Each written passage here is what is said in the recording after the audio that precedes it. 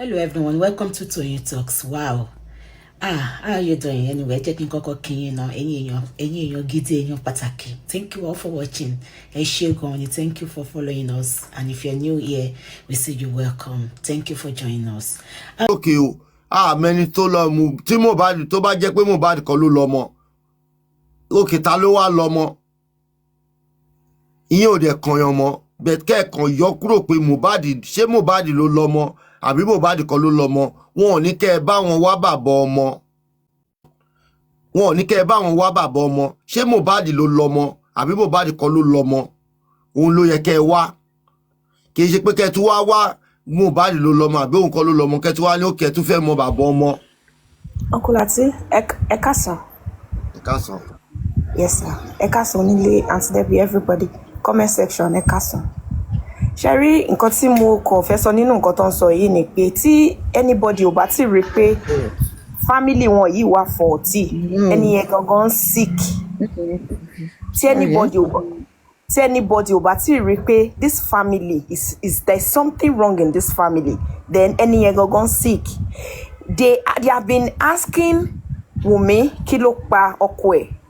Ó ń sọ pé bàbá ọkọ òun ò nífẹ̀ẹ́ òun. Bàbá ọkọ òun ò nífẹ̀ẹ́ òun, àwọn family ọkọ òun ò nífẹ̀ẹ́ òun. Tá bá sọ nǹkan tóun bá sọ nǹkan tí bàbá ọkọ òun ṣe fóun, a máa sọkù fún bàbá ọkọ. Okay, bàbá ọkọ, àwọn èèyàn pè yín, the likes of Blessing, ẹni wọ́n pè yín, wọ́n ṣàlàyé pé ọmọ yín kú. Bàbá kí lẹ gbọ́? Bàbá náà ní ó dìgbà tí Wùmí bá tó ṣe DNA. Kí ẹ rí pé wọ́n ń gbé wa wọ́n kàn fi wa this family, I think nísìn gbogbo family yẹn gangan sẹ wọn ló yẹ ká face by because wọ́n kàn fi wá ṣeré ni. That's nǹkan tó jọ lójú mi nìyẹn. Nítorí DNA like Onílé has said, kò sí nǹkan DNA kò ṣe pé DNA ló máa sọ pé ẹni tó pa. Okay, ó ń ṣàgbèrè yẹ, no problem. Ṣùgbọ́n báwo la ṣe fẹ́ mọ irú ikú? Àwọn èèyàn tí wọ́n dẹ̀ ń side àwọn èèyàn yìí, wọn ò tí understand àwa. Wọn ò tí understand pé kì í ṣe pé gbogbo nǹkan tó surround Mohbad làwa ní interest nínú. Nǹkan tó ṣẹlẹ̀, báwo ni ìṣẹ̀lẹ̀ yẹn ṣe ṣẹlẹ̀? Káwa kó tiẹ̀ lè wà relieved àti pé ó lè dópin ní country wa àbí ní society wa, òun làwa ṣe ń pariwo. It's not because of gbogbo nǹkan tó surround the, we don't care who many tá a fẹ́ mọ̀ bóyá ní property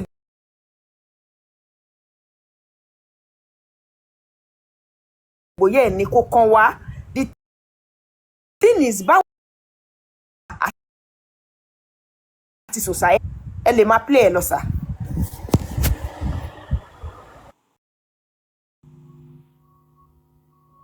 Láti láta wọ́n gbé dọ́dọ̀ Naira Marley jẹ́ sínú jẹ́ ó wá gbé dọ́dọ̀ Mohbad ni wọ́n wá tì wọ́n lọ́rùn. At the end of the day wọ́n ní bàbá olówó ló di bàbá bébì. Bàbá olówó tó di bàbá bébì yẹn làwa fẹ́ mọ̀. Àmà yẹn DNA kò sí bá panel tó má ní kí Wùmí ṣe DNA.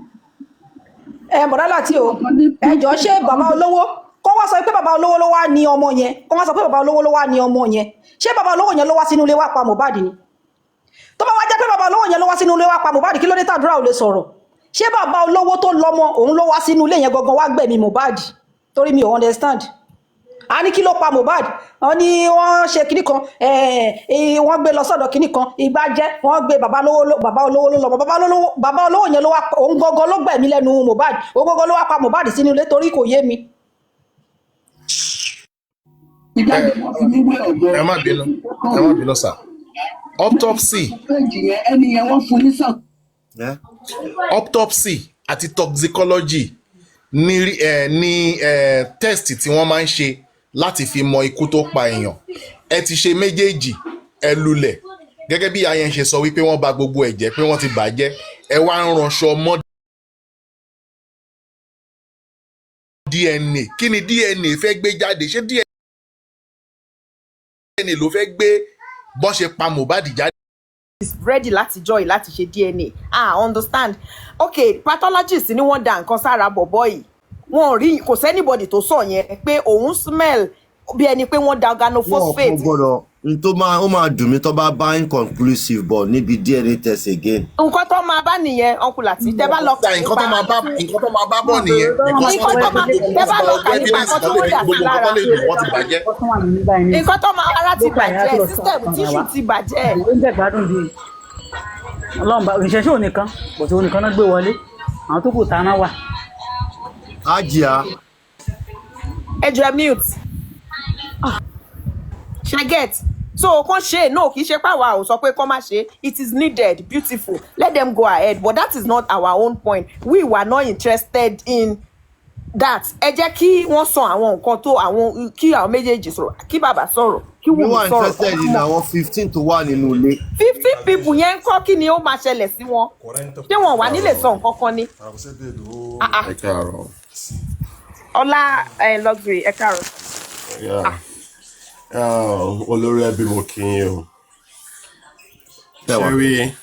Sherry, some time ago I was discussing with someone. Mo sọ wípé the truth is that though it's a crime, it's a criminal offence. Ó dẹ̀ ní 100 years lifespan. 100 years lifespan in every criminal matter ni tí kò bá the court decide on it. So I know the police is investigating and that's their primary function. But the truth is this: everybody is right. Everybody is right. Immediately such a crime was allegedly committed, àwọn tó wà within the 15 people in question, they are the prime suspects. And tó bá tẹ̀ wá jẹ́ pé ẹni tó wà responsible gangan pé kò sí ń bẹ̀, definitely kò lè gba afẹ́fẹ́ láti wá commit àtìyìn. Ó máa rán lára àwọn tí ó wà bẹ́ẹ̀ náà níṣẹ́ ni, and that's conspiracy. Now, one thing I believe is that nǹkan tó máa ń prompt coroner inquest ni wípé tí investigation tí kò bá ti nail with substantial evidence, àwọn tí ó wà àwọn tó present ní scene yẹn, nǹkan tó máa mostly prompt coroner inquest yẹn. And when this is going on, I continue to say people that has vital information, kì í ṣe online information. A good example, when you want to tell the police wípé Túndé wà wẹ̀ nípa so ikú tó pa ẹni báyìí, and this information is divulged on the net, ṣé ẹ fi pé Túndé máa dúró ni? Túndé ò ní dúró, ó máa fẹsẹ̀ fẹ́. That is number one. Sherry, number two of it, yeah, I stand to be corrected. And then that's why I'm a learned person. I continue learning. I learn from everybody, even from the illiterate. I learn, and I will continue learning till death do me part. Only wípé, to the best of my understanding, DNA test, it is not everybody only request for DNA test. We have some certain set of people that can actually request for DNA test. As far as I'm concerned, the beauty of life is that the justice for Mohbad that everybody is crying for, it is not only for Mohbad. It can happen to anybody. It can happen to me. It can happen to you. Do you understand? It is not that everybody actually love Mohbad 1000%, but àwọn agbénú òkùnkùn ṣe ibi yìí, their faces need to be exposed. You got the gist? But tabati wan wo wípé àwọn tí ó surround there gangan. I heard something some time ago. Baba Mohbad sọ pé ìjọba ti pe òun wípé kí lòun fẹ́. Òun dẹ̀ like, it is very good for people to be able to study the handwriting on the wall. Baba Mohbad cannot withdraw the case. Ipan will pursue more, but only influence the nominal complainant, the complainant in the case itself. And I can see that is what is being played out. You see, a good example, tí DNA bá gbé bọ́ta wípé èmi ni mo ní ọmọ yẹn, does it mean wípé èmi ni mo pa Mohbad ni? Láti aláìdáyé láti rí pé obìnrin ń ṣe wọ́nranwọ̀nran, obìnrin ń ṣòṣì kiri. Ṣé you understand? Okay, tó bá pín pé ẹni báyìí bá wípé òun ló ní ọmọ, does it mean pé òun tó ọ̀gán ló pa? Tí tó bá sọ pé Tàlàbí ló ní DNA gbé bọ́ta pé òun ló ní ọmọ o. Tí a bá ti rí ikú, tá a bá ti rí evidence tó máa líǹkì onítàn mọ́ ikú Mohbad yẹn, it is effort in futility. So to me, it's just a kind of wọ́n fi èpò sílẹ̀ wọ́n palàpálàpà. Ó jogún o kò jogún o, it's immaterial as Afalia said. À ń wò pé a life is taken away. How do you get the people behind this? What's it called? This crime, and nothing more to me. The minimal so yẹn. So DNA or no DNA. I'm not saying how it's hardened up to the cause of death. Thank you.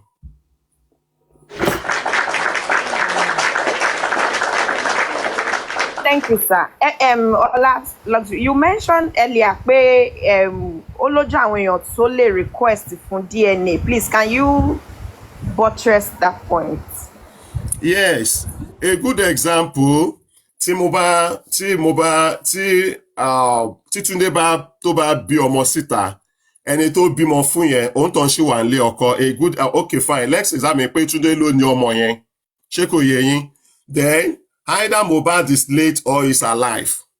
Tí Túndé bá pe Wùnmí wípé ọmọ yìí ó ti tó gẹ́ mo fẹ́ gba ọmọ mi o. Do you understand?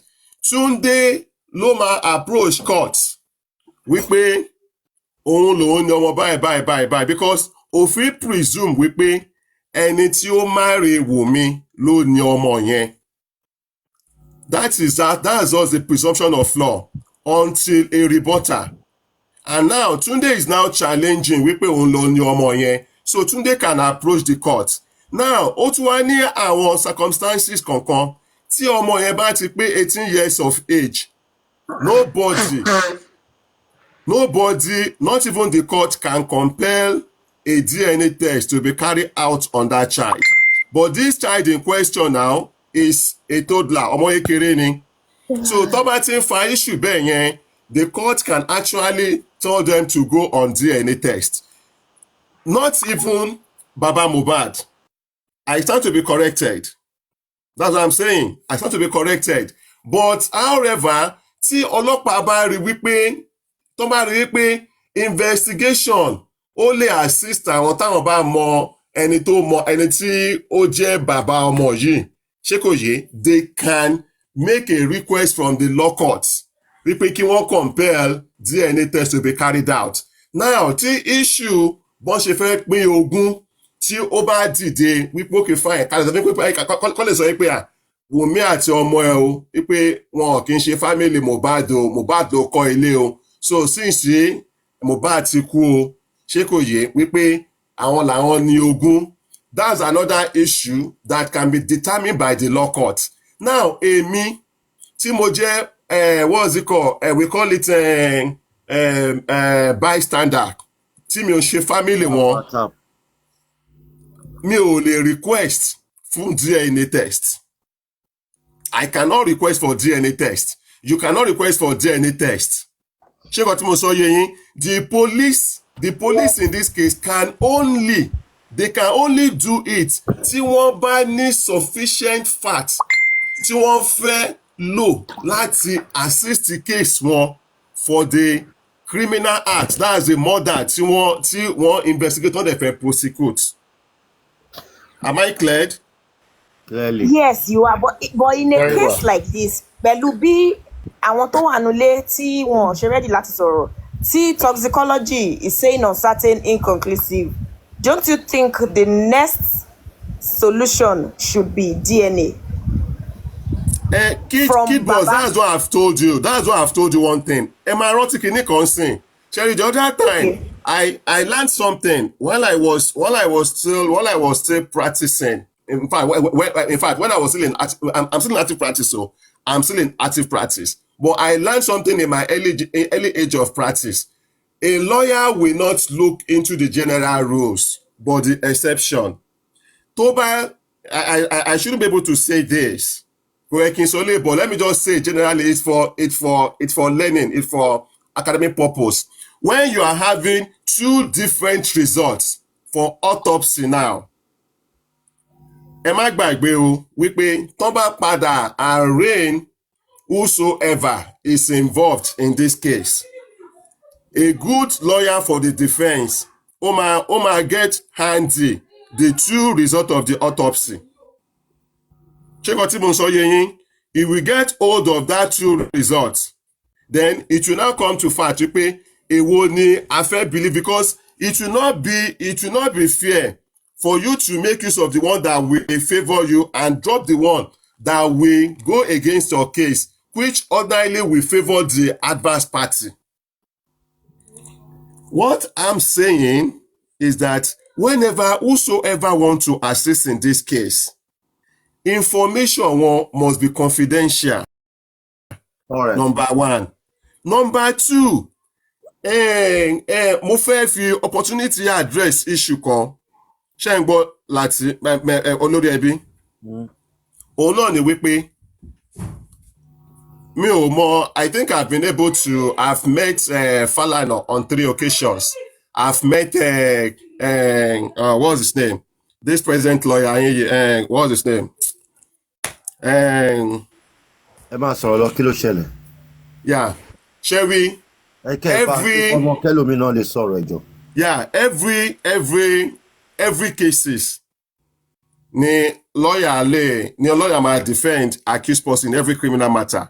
But tó bá ti wá di wípé ẹ fẹ́ lo lawyer fún criminal matter, co-defend complainant, the lawyer has two things to do. It's either the lawyer will stand as a lawyer for the nominal complainant, or kí lawyer yẹn kó seek fiat from the AG of the state. Ṣé kò yé yín? Now, Falana cannot just pick Adegoke's case tó ṣẹlẹ̀ ní Ọ̀ṣun state law nígbà yẹn lọ. Ó seek fiat from the AG Ọ̀ṣun state nìkan ló lè prosecute case yẹn. But a lawyer can seek a fiat. Tó bá grant ẹ̀, òun ló máa ṣe case ẹ̀ ọ̀tún. Tí wọ́n bá grant ẹ̀, tí AG bá ti announce appearance ẹ̀ nínú case yẹn, then your lawyer tẹ gbà fún complainant yẹn, ó máa wá appear. After the defense counsel has appeared, ó máa appear. Ó máa fẹ́ kọ́ ti pé he is appearing for the nominal complainant. He is to be seen and not to be heard. Check kò yé yín. Now, when this case is still at investigating level, as the police level, tẹ́ bá wá gba lawyer, àwọn information tẹ́ bá fi pé ó máa assist the case yẹn, you put it to the lawyer will discuss. Ó máa ní close relationship with the investigating police officer. And most of all their findings will be confidential. You should not forget one thing. Finally, wípé tẹ́ bá investigate, ṣe rí àwọn tí ẹ fẹ́ prosecute yìí, àwọn náà wọ́n ní spies wọn. In every examination tẹ́ bá gbé jáde, àwọn náà ní ọ̀nà àti ìtọ́jú ẹ̀pọ̀ àwọn náà sponsor. Ṣé wọ́n tí mo sọ yé yín? So, but you will not know that this is what they are doing. So we should apply wisdom in all we do. Thank you, all Mr. Right. Lati. Thank you, sir. Thank you. Fẹ́ṣin máa play lọ. Ó tiẹ̀ ti tán. Okay, Olori Ebi tó bá ti tán ìjọ ẹ má bínú sir, ẹ jẹ́ kí n sáré sọ ilé. If truly there's something tí DNA test fẹ́ mú jáde fún wa nínú kéèsì, and Wunmi have come out láti sọ wípé DNA test mo ready láti ṣe báyìí. Ní tabaníkà ká ní méjì, kò ń ṣọ̀rọ̀ oṣù kan, kò ń ṣe méjì, kò ń ṣe mẹ́ta, kò ń ṣe mẹ́rin. tọmọ yẹn ti jáde tó ti sọ wípé òun ready láti ṣe DNA yẹn, tá a wá dẹ̀ ní bílíìfù wípé tí Wùnmí bá ṣe DNA a máa sọ ikú tó pa ọmọ yẹn jáde, then kí ló ń dá wa dúró títí di báyìí tá a lè ṣe? Nígbà kan la kọ́kọ́ sọ wípé lọ́ọ̀yà kan arúmọjẹ ni, ó fẹ́ ṣe kinní kan, ó fẹ́ ṣèrú, lọ́ọ̀yà yẹn ṣáà ti lọ nísìnyí, kò ń ṣọ̀rọ̀ oṣù kan náà, kò ń ṣọ̀rọ̀ oṣù méjì, kí ló ṣì ń dá wa dúró dìsìn sà?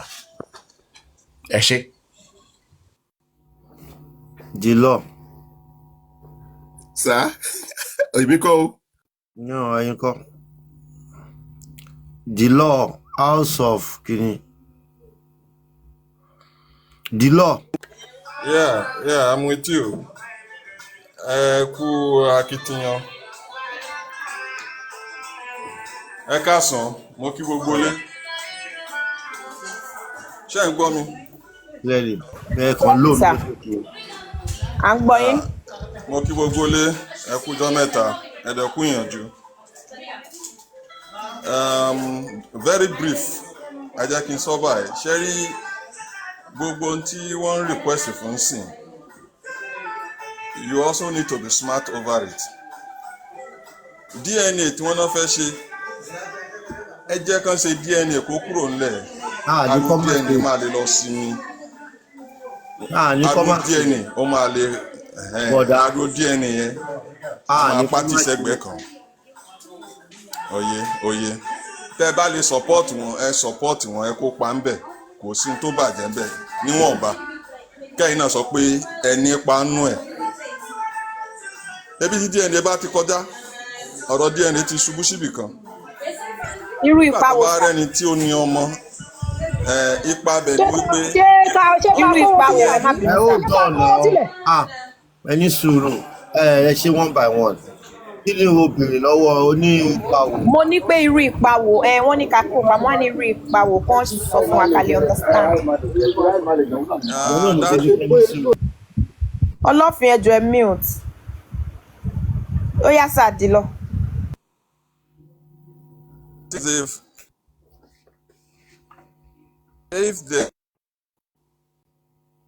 Ẹ jọ̀ọ́ gbogbo ilé ẹ jẹ́ ká power tap, ẹ jọ̀ọ́ ẹ bá wa power tap, ìyẹn ìkíní. Ìkejì ẹ jọ̀ọ́ bọ́n ṣe ń gbé yín wọlé ẹ máa mute, gbogbo ẹ̀yin tó ń gbé wọlé lénìí kò sẹ́ni tó fẹ́ mute nínú yín, ẹ jọ̀ọ́ tó bá ti ń gbé yín wọlé ẹ máa mute. God bless you all. Ẹ ṣé. Gbọ́ yín mọ́. Jìlọ. Àwa náà fẹ́ mọ bẹ́ẹ̀ ṣe ṣe é. Afẹ́kẹ́ lọ ṣe ń bi báyìí. Ní téèyàn bá ti kópa nù rẹ̀ ẹ̀ ní agbára láti máa bọ́ síta. Òṣìṣì bọ́nà tẹ́lẹ̀ o. Hello. À ń gbọ́ yín. Mi ò mọ̀ bóyá mò ń communicate. Àgbọ̀ yín tẹ́lẹ̀. Àgbọ̀ yín ta ẹjọ́ bá wa sọ̀rọ̀ sókè ẹjọ́. A fẹ́ gbọ́ yín dáadáa torí a ní láti Ṣé ń gbọ́ mi ń sìn? Okay, what I'm saying is this. What I'm saying is this. If you do not participate in the proceeding, wọ́n bá ní bẹ́ẹ̀ ṣe lè dá sọ̀rọ̀ tó jọ mọ́ DNA. Bẹ́ẹ̀ tí ipa tẹ́ bá kó wà nù ẹ̀, ẹ̀yin náà ní oore ọ̀fẹ́ láti béèrè báwo lẹ ṣe rìnrìn àjò yẹn tàbí ẹ jẹ́ ká rìnrìn báyìí. Ẹnìkan ò ní lè sọ pé ẹ má dá sọ̀rọ̀ ẹ kópa nù ẹ ti ní ẹ support. I'm just giving an idea. I'm not forcing you to buy it, just an idea. Tí ọ̀rọ̀ DNA bá ti wáyé tó dẹ̀ ti jẹ lọ síbi tó fẹ́ jẹ lọ sí, ọ̀rọ̀ DNA ò tún máa distract àwọn èèyàn lórí next stage or next steps tí ẹ fẹ́ take or lórí nǹkan tẹ́ ẹ fẹ́ ṣe. The more tí ọ̀rọ̀ DNA ò tí clear tẹ́ ń lépa pé ta ló pa Mohbad, ọ̀rọ̀ DNA ṣì máa interweave nínú ọ̀rọ̀ yìí. Ẹ jẹ́ kí DNA kópa tiẹ̀ kó lọ, kọ́rọ̀ DNA tẹ̀ sinmi síbì kan náà. Wùmí ló Mohbad ló lọ́mọ, Mohbad kọ́ ló lọ́mọ, gbogbo ayé ti mọ̀ yẹn. Wọ́n fẹ́ wá bàbá ọmọ, ọ̀rọ̀ yẹn later, ọ̀rọ̀ okay, kí ló pa Mohbad? Àwọn 15 people tí wọ́n fojú sí ní ara, do the phone forensic. Okay, phone forensic will work. Ọ̀rọ̀ CCTV, mo rí pé ọ̀rọ̀ yẹn ti sinmi, but àṣírí sì wà ńlẹ̀. There are ways of getting this secret out. I personally, mi ò fẹ́ máa coming into issues. All I need is just to contribute. it's just like a guide. Tí mo bá contribute wọn bá tèmi mọ̀, make use of it, all well and good. I could recall the other time nígbà tí mo ní kí ẹ pé àwọn tí ó jẹ́ bí host kẹjọ pa orí pọ̀, mo believe pé ẹ make steps. I was present when you were emphasizing on that point. Then sọ pé ẹ jẹ́ káwọn host kan ṣe báyìí. The more tí distraction bá ń wà, the more this thing will take longer time. And the longer time it takes, people are getting fed up. There are those who are having psychological issue in respect of this mental health. Ẹni tó jẹ́ pé of recent, ẹnìkan ṣáà ti lost life ẹ̀ in the process of this struggle. Wọ́n lè sọ pé kíní ìkọ́ ló pa nǹkan tó, it's part of it. Nígbà téèyàn bá wà tí ò sùn, tó ń wò pé ẹ jẹ́ ká jà fún tọmọ ènìyàn, tí kíní ò dẹ̀ work out. There are many ways, and pick this point. Gbogbo ohun tó ń ṣẹlẹ̀ náà kì í ṣojú lásán. Nǹkan kan wà tó ń ṣẹlẹ̀ tán fi ń da gbogbo kíní èrú. Wọ́n ṣà ń da àárín àwọn èèyàn rú ni. Tó bá ti lè mú ẹnìkan. The moment tí kíní bá ti mú ẹnìkan, definitely ó máa reflect sí others lára. Assassin ni, ẹ má wulẹ̀ jẹ́ ká máa fọ̀rọ̀.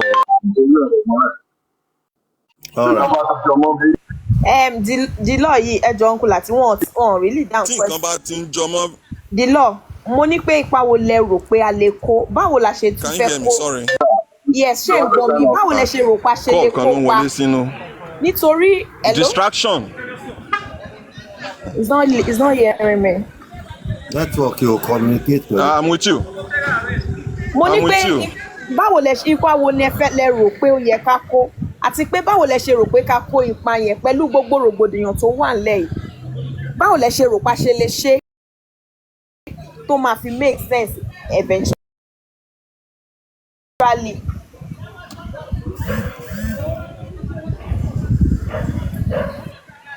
Yeah, like I said, wọ́n ti fọ́n nǹkan ṣàtẹ́gùn tó máa create confusion already. Kò sí bẹ́ẹ̀ ṣe fẹ́ ṣe tẹ́ ẹ̀ bá fi idea follow ohun tó ń ṣẹlẹ̀ yìí.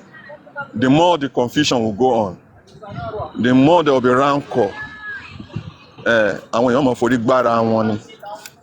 The more tẹ́ ẹ̀ bá try láti calm down, can understand situation. Bó ṣe máa ṣẹlẹ̀ nìyẹn, kì í ṣojú lásán. They can go to extra length just to confuse the whole people who are interested in this matter.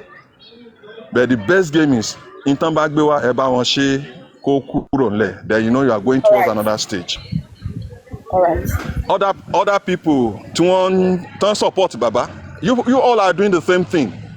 But wọ́n cause rancor yẹn pé àní káàrin yín ó máa yẹra yín sẹ́ẹ̀. This is the game. Ọ̀gá mi.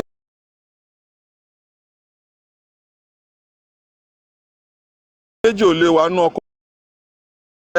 Like this man tó máa ń bọ́ aṣọ sílẹ̀ kí lórúkọ máa yẹn tí ò support everybody tí ẹ pé anybody tó bá wá sí platform náà ṣí sílẹ̀. What's the name of this guy in Badagry? Sorry. Ọ̀bọ tó máa ń bọ́ aṣọ sílẹ̀ tó máa ń wọ singlet. What's his name? This guy, Papariano, somebody like Papariano. You see, but ẹni ó like Mọ̀dàrú, but in the Mọ̀dàrú, òótọ́ a máa jáde. In the Mọ̀dàrú yẹn, òótọ́ a máa jáde. He is doing it just to make everybody voice out. Ọ̀tọ̀ obi ẹ má wọrí, ó ti yé mi. Kí ló dé tí Papariano, báwo ni Papariano ṣe like Mọ̀dàrú? Kí ni Papariano ṣe tó fi like Mọ̀dàrú? Ẹ jẹ́ kí next person sọ. Ẹ jẹ́ kí a power tap everybody, please. Ẹ jọ torí Ọlọ́run, ẹ jẹ́ kí next person sọ because èmi ò get gbogbo ọ̀rọ̀ tẹ́ ẹ̀ sọ látàárọ̀. In fact, mi ò get the point yìí. I'm so confused. Can you hear me? Can you hear me? Sorry, can you hear me? Tẹ́lẹ̀ but yeah, point. Okay, maybe I should mute now. I will call back later. Ẹ jẹ́ kí àmì sọ̀rọ̀ dẹ̀. All right. Àṣẹ mo ń yan gbogbo ẹ̀ lórí ni. I just wanted to pick the words you can pick. Point tẹ́lẹ̀ pick inú ẹ̀. Àníkẹ́ mute sẹ́, àbí kí ni gbogbo ẹ̀kọ́ sọ̀rọ̀ látẹ̀kọ́ kò sí point ẹyọ kan. Ó ti máa ló láìkí wọn dá. Ẹjọ́ jẹ́ kẹ́lò mi sùn. Tálàtì. Sam Jojo. hold on Mr. Lati. ẹ jẹ́ kí n dẹ́ni lóhùn náà hold on Jam Jojo